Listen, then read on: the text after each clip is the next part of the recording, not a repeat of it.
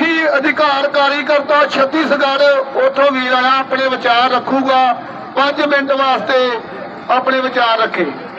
शिव कुमार है और मैं छत्तीसगढ़ के आदिवासियों के साथ काम करता हूं।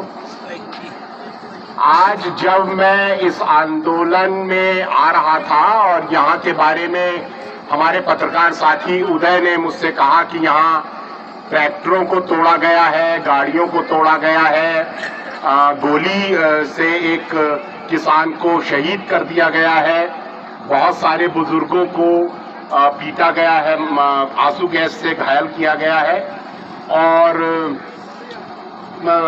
मेडिकल टीम पर हमला किया गया है, एम्बुलेंस को तोड़ा गया है।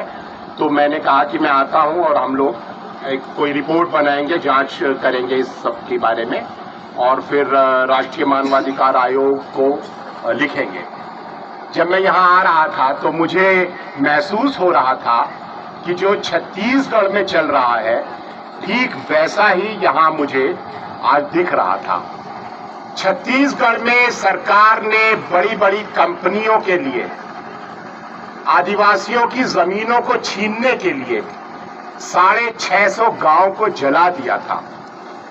650 पिंड साल दिते सरकार ने उथे छत्तीसगढ़ आदिवासियों ने 650 गांव जला दिए और 1 लाख से ज्यादा पैरामिलिट्री फोर्सेस को आज छत्तीसगढ़ के बस्तर इलाके में आदिवासियों के इलाके में बिठा दिया गया है। क्यों? क्योंकि आदिवासियों की जमीन के नीचे बहुत कीमती खजाने हैं, खनिज पदार्थ है, वहां लोहा है, टिन है, सोना है, हीरा है और बड़ी कंपनियों को, बड़े पूंजीपतियों को फायदा पहुंचाने के लिए सरकार ने हजारों आदिवासियों का कत्ल किया। पुलिस और पैरामिलिट्री फोर्सेस ने हजारों महिलाओं से कत्ल किया, का बलात्कार किया, बलात्कार के बाद कत्ल भी किया। और ये मेरा दावा नहीं है बल्कि भारत सरकार की बनाई हुई राष्ट्रीय मानवाधिकार आयोग की रिपोर्ट कहती है कि हमें 16 ऐसी आदिवासी औरतें मिली जिनके पास सबूत मौजूद है कि उनके साथ सुरक्षा बलों ने बलात्कार किए हैं। तो छत्तीसगढ़ में आदिवासियों के साथ ये हो रहा है।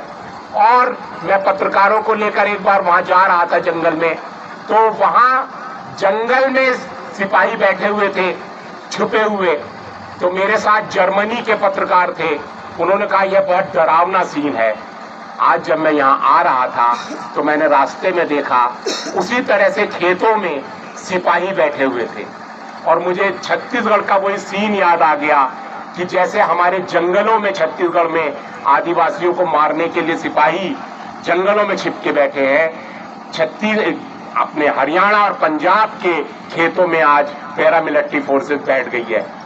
यहाँ पर एक रील वायरल हो रही है जो मैंने कुछ साल पहले बोला था एक इंटरव्यू में। मैंने कहा था भारत का पूंजीपति भारत के आदिवासी इलाकों पर कब्जा करेगा लेकिन वो वहां रुकेगा नहीं। पूंजीपति की भूख कभी नहीं मिटेगी। छत्तीसगढ़ के और झारखंड और उड़ीसा के बाद भारत का पूंजीपति भारत के खेतों पर कब्जा करेगा। भारत की एग्रीकल्चर अगला निशाना है भारत के पूंजीपति का। और मैंने कहा लिख के रख लो कि भारत के मैदानी इलाकों में पंजाब, हरियाणा, उत्तर प्रदेश, मध्य प्रदेश, राजस्थान, महाराष्ट्र, गांव-गांव में सीआरपीएफ बैठेगी और हमारे बच्चों का कत्ल किया जाएगा, रेप किए जाएंगे, घर जलाए जाएंगे, जैसे छत्तीसगढ़ में हुआ है, झारखंड में हो रहा है, उड़ीसा में हो रहा है। वैसे ही किसान के ऊपर हमला होगा और ठीक मेरी भविष्यवाणी सच साबित हुई। किसान पर हमला शुरू हो गया है। वो अभी नियमों में बदलाव ला रहे हैं। नियमों में बदलाव लाकर आपकी जमीनों को पहले आपको कर्ज में डुबाएंगे, आपका फसल का रेट कम कर देंगे, आप ज्यादा कर्ज में डूब जाएंगे, आपकी जमीन छीन लेंगे।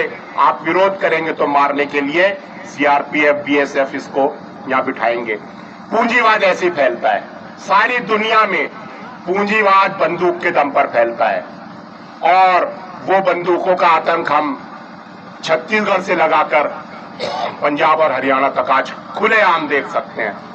सवाल ये है कि हम सब लड़ रहे हैं, आदिवासी उधर लड़ रहा है, दलित लड़ रहे हैं, अब माइनॉरिटीज भारत के जो मुस्लिम हैं उन पर हमला हो रहा है, बिना अदालती आदेश के उनके घरों पर बुलडोजर चला दिया जा रहा है, मजदूर लड़ रहे हैं, मजदूरों के अधिकार खत्म कर दिए गए हैं, जो 8 घंटे के ड्यूटी का अधिकार दशकों की दहाके की लड़ाइयों के बाद हमको अधिकार मिला था, अब मोदी सरकार ने खत्म करके 12 घंटे की शिफ्ट कर दी है, कोई ओवर टाइम नहीं, कोई मजदूरी में बढ़ोतरी नहीं, तो मजदूर लड़ रहा है।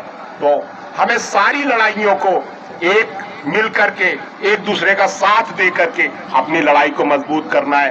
किसान की लड़ाई, मजदूर की लड़ाई, आदिवासी, अल्पसंख्यक, दलित, महिलाएं, छात्र सब मिल करके इस जालिम सरकार को, इस फांसीवादी सरकार को हराए, यही एकमात्र रास्ता है। बहुत बहुत शुक्रिया।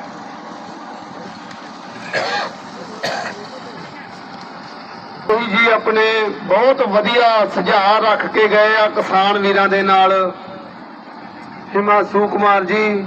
ਹੁਣ ਆਪਣੇ